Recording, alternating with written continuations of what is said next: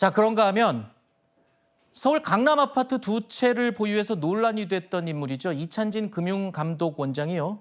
결국에 한 채는 팔았습니다. 많은 국민들이 주택 문제로 지금 고통을 겪고 계시고 이 시점에 이런 발언이 매우 부적절했고 공직자로서 진심으로 좀 사과を드립니다. 얼마에 내놓은지는 알고 계세요?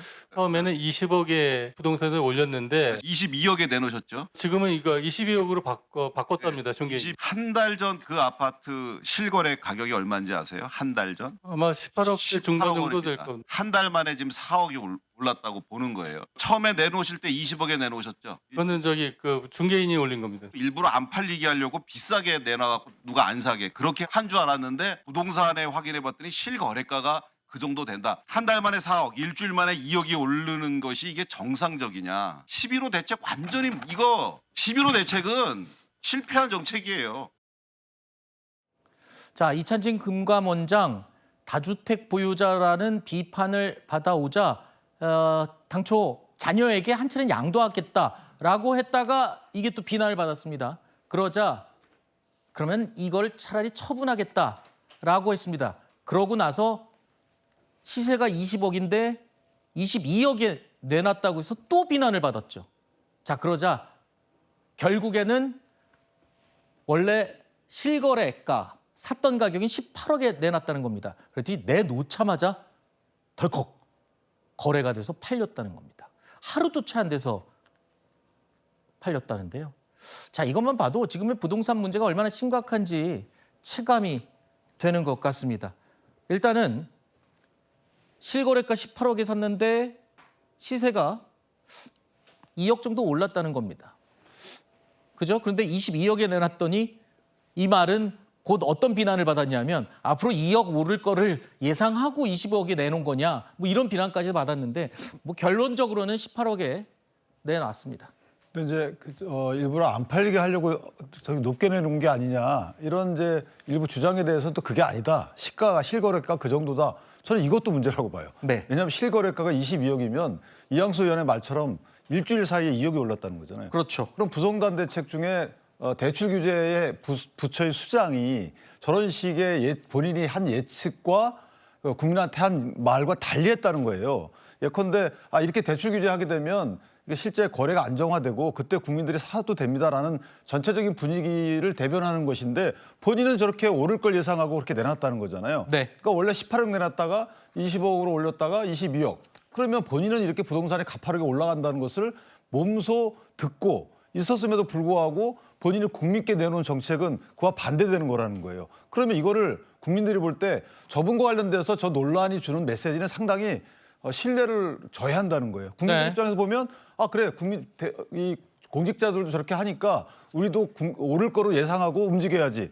아니 부동산은 심리라면서요. 그러면 본인들이 저런 행동을 하면서 대책을 내놓는데 어느 국민이 그 대책을 믿고 거기에 따르겠습니까? 이게 더 큰 문제라는 거예요.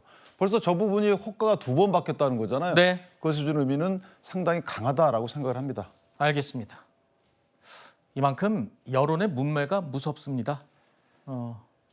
22억에 내놨던 아파트를 4억이나 내려서 18억에 하루 만에 매도가 됐습니다. 자, 이찬진 금감원장 이 아파트를 매도 계약을 하면서 계약금으로 2억 원을 받았다고 하는데요. 자, 이 2억 원 코스피 EFT 금융상품에 투자한 것으로 알려지고 있습니다. 아무래도 이재명 정부 증시 부양 의지를 강하게 밝히고 있고 오늘도 코스피가 4,100이 넘었거든요. 그래서 그런 의지를 또 같이 동참하는 신호를 보낸 게 아니냐 뭐 이런 해석도 있고요.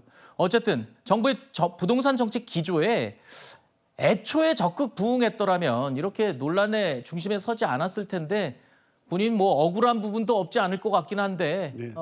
그런 위치에 있다면 조금 먼저 솔선수범을 했을 법해요.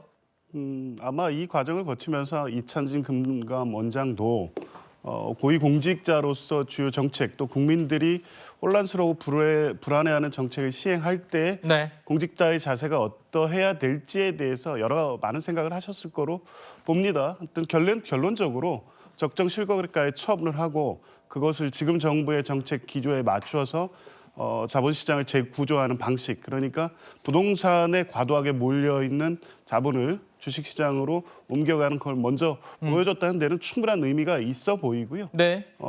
이 과정에서 있었던 부동산 관련 여러 논란들을 네. 앞으로 공직 수행하는 과정에서 네. 다시 공직자로서의 어떤 마음가짐으로 해야 될지에 대해서 네. 뭐 생각하는 계기가 되었으면 좋겠고, 앞으로 알겠습니다. 부동산 시장은 이런 방식으로 갈 거라는 것은 분명해 보입니다. 우리 국민들은 기억하고 있습니다. 이른바 내로남불 부동산 논란의 중심에 섰던 고위직 인사들, 한마디로 부동산 정책을 주도했던 인사들, 금감원장 말고 몇 명 더 있습니다. 그분들은 어떻게 할지 그냥 이렇게 덮고 넘어가지는 않을 것 같습니다. 계속 지켜보겠습니다.